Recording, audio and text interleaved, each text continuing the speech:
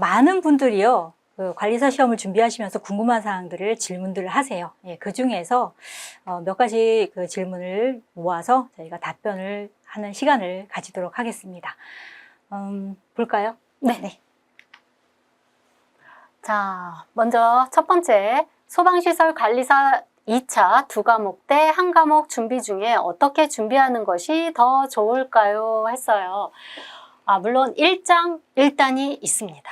두 과목을 다 준비하면 시간은 좀 오래 걸리겠죠? 그리고 단기간에 마치고 싶다 그러면 한 과목을 선택하는 게 좋겠죠. 그런데 여기서 단점은 뭔가 하면 한 과목만 선택을 했을 때 내가 이것이 만약에 완벽하게 자신이 없다 할 경우에는 그 한 과목 봤을 때 그게 난이도가 엄청 어려웠다. 그럴 경우는 평균점을 맞기가 어렵겠죠. 자, 그러면 또 합격이 안 되죠. 자, 이렇게 됐을 경우에 저는 두 과목 다 준비하는 것을 선택하라고 하고 싶습니다. 네, 다음 질문 보겠습니다. 소방시설 관리사 2차 두 과목 공부 시 공부 비중을 어떻게 두는 게 좋을까요? 2차 두 과목이라고 하시면은 이제 설계 및 시공과 점검 실무 행정을 말씀하시는 거죠. 그런데 자, 여기 우리가 조금 더 세부적으로 나누자 그러면 화재 안전 기준과 법령 그리고 설계 및 시공, 점검 실무 행정 총 4과목으로 나눌 수가 있겠습니다. 이 4과목의 비중을 똑같이 가져가시는 게 좋겠죠. 어떤 것은 뭐 계산 문제고 어떤 것은 암기기 때문에 비중을 달리하는 것이 좋을까 이렇게 생각하시는 분들도 계실 텐데요. 뭐 개인차는 있겠지만 비중을 좀 달리고 싶다 그러면은 저는 공부가 많이 된 것은 그 하루에 그 과목을 똑같이 배분을 해서 공부를 하시는데 공부가 많이 된 것은 시간을 좀 적게 두시고 공부가 좀 안 된 것은 시간을 많이 두시는 그래서 매일매일 계속해서 돌리시는 거 요거를 좀 추천드리고 싶습니다. 다음 문제 보겠습니다. 다음 질문. 27년부터 2차에서 설계 및 시공 과목이 없어지고 관리 실무가 생기는데 계산 문제 비중이 많이 줄어들 가능성이 있을까요? 그랬어요. 예, 27년부터 점검 실무하고 관리 실무 이렇게 두 과목으로 편성이 되죠. 그래서 설계 및 시공이 한 과목이었던 것이 어디로 편성이 되냐면 점검 실무의 세부 항목으로 소방시설 설계 계산서 분서 요 타이틀로 갑니다. 물론 이렇게 그렇게 보면 비중은 적어지는 거겠죠. 왜냐면 한 과목이었을 때보다 세부 항목으로 갔으니까. 자, 그런데 여기서 중요한 것은 설계 계산서가 나왔을 때 이걸 정확하게 내가 계산할 수 없으면 분석이 어렵습니다. 자, 따라서 두 과목 다, 그러니까 설계 및 시공을 비중은 적지만 함부로 탁 손을 놓을 수 있다고 생각하진 않습니다. 네. 네, 네 번째 질문입니다. 점검 실무 행정에 소방시설 공사업법이랑 위험물법은 거의 안 나오나요? 네, 점검 실무 행정 요령 있게 공부하는 방법이 있을까요? 라고 질문을 주셨어요. 네, 점검 실무 행정에서요, 공사업법이랑 위험물 잘 안 나오는 것 맞습니다. 그런데 관리사 시험이 어려운 이유가요, 이렇게 출제 비중이 낮은 것이 갑자기 문제의 점수가 높은 비중으로 출제가 가끔 됩니다. 이런 것들은 대비를 하셔야겠죠. 그래서 완전히 버릴 수는 없고 저희가 법령이라는 그 교재에서 공사업법 중에 나올 법한 거, 위험물 법 중에서 나올 법한 것들을 추려서 수록을 해놨습니다. 그것을 참고하셔가지고요. 그 범위에서 더 벗어나진 마시고요. 그 범위에서 이렇게 가져가실 수 있는 것만 가져가시면 되지 않을까 이렇게 생각합니다. 네, 다섯 번째 질문이네요. 2차 두 과목 중 한 과목을 고를 수 있는데 어떤 과목을 고를까요?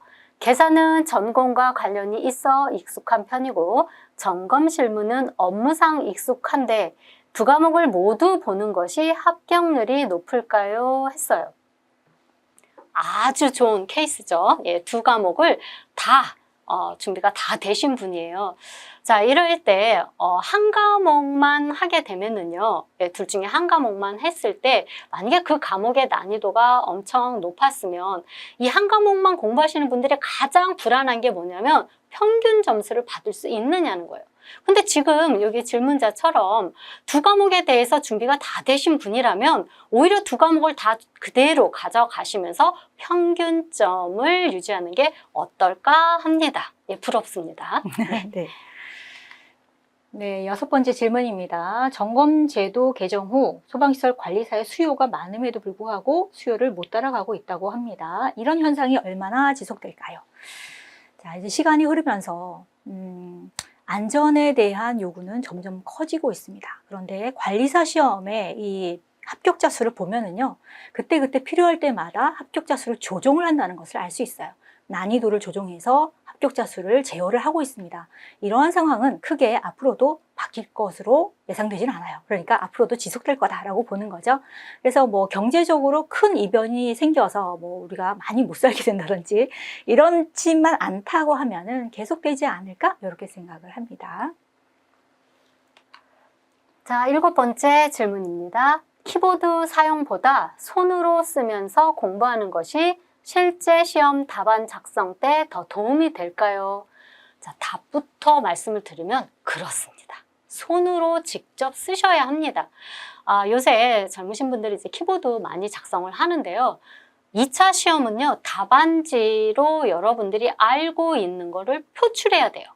계산 문제면 각 공식과 그 다음에 정답까지 유추되는 과정을 쓰셔야 되겠죠? 단위까지 해서. 자, 그런데 이게 키보드로만 또는 일정 교재에 있던 거를 그냥 눈으로만 보고 그냥 시험장에 가셨다 하면은 그것이 내가 쓸 때 제대로 나오질 않습니다. 또한 서술 문제가 나왔다. 설치 기준을 써라 했다. 그러면은 이것을 연상했던 거, 내가 키보드 할 때는 다 앞머리 따서 다 했어. 그런데 막상 썼을 때는 생각과 같이 나오지 않을 수도 있습니다. 따라서 저는 반드시 손으로, 수기로 써서 계산 문제든 설치 기준이든 써봐라. 이거를 이제 계속 반복 학습을 하는 거예요. 자, 그런데 내가 쓸 수 없는 상황이면 어떻게 해야 되나요? 그러면 준비하신 암기 카드가 있습니다. 또는 그냥 아무것도 없이 머리로 연상하세요. 자, 어떤 동력 계산할 때 요소가 어떻더라? 자, 요것을 머릿속으로 떠올리는 거예요. 그리고 시간이 되실 때, 앉아서 쓸 장소가 됐을 때 표출해 보시는 거죠. 자, 여러분들이 답안 작성은 답안지로 작성을 하는 거예요. 손으로 쓰는 게 더 좋습니다. 자, 2차 시험 때까지 화암기, 법령, 점검 실무, 설계 시공을 무한 반복하는 것이 좋을까요?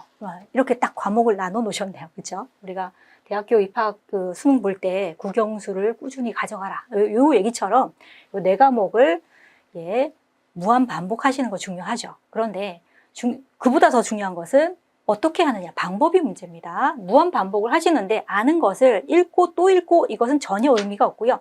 방금 이승화 교수님이 말씀하신 것처럼 안 보고 떠올리고 안 보고 쓰는 것이 중요합니다. 그래서 여러분들이 이것을 계속 인출을 하는 훈련을 하시고, 우리가 이제 답안지에 쓰실 때 글자 크기도 굉장히 중요합니다. 채점하시는 분들이 연세가 많으시면 글자가 작으면 잘 안 보이세요. 그리고 이 서술형이요, 이 채점하기가 굉장히 힘드시대요. 그래서 뭐 펜도 제트스트림 0.7 뭐 이런 거 있잖아요. 네, 그런 걸 잘 활용하시고 인출하는 훈련, 익숙해지도록 이렇게 안 보고 떠올리시는 무한 반복을 하시는 것이 좋겠습니다. 자, 여기까지 이제 질문을 좀 살펴봤고요. 저희가 준비한 이 질문과 답변이 여러분들에게 조금이라도 도움이 되셨으면 하는 바람입니다. 저희 여태까지 이제 같이 해주신 분들 어떤 노력과 관심이면은 올해 꼭 합격하실 것 같아요. 네, 그러실 거라고 믿습니다. 자, 마지막 멘트 해주실까요? 네. 오늘 이제 1차를 보시고요. 그 1차 준비하시면서 준비가 그냥 꾸준히 되셨다 하시는 분들은 4개월 후에 있을 2차 시험을 해서 아주 집중 케어를 하십시오. 합격하시면 더 좋겠고요. 자, 요번에 1차 보았더니 나 조금 부족한 것 같아요. 본인이 제일 잘 압니다. 그러면은 내년에 합격할 수 있도록 꾸준하게 정확하게 공부하셔서 아주 끝까지 합격할 때까지 손을 놓지 않고 포기하지 않고 이어가도록 하시면 좋은 결과가 있을 거라 생각이 됩니다. 여러분의 합격을 응원합니다.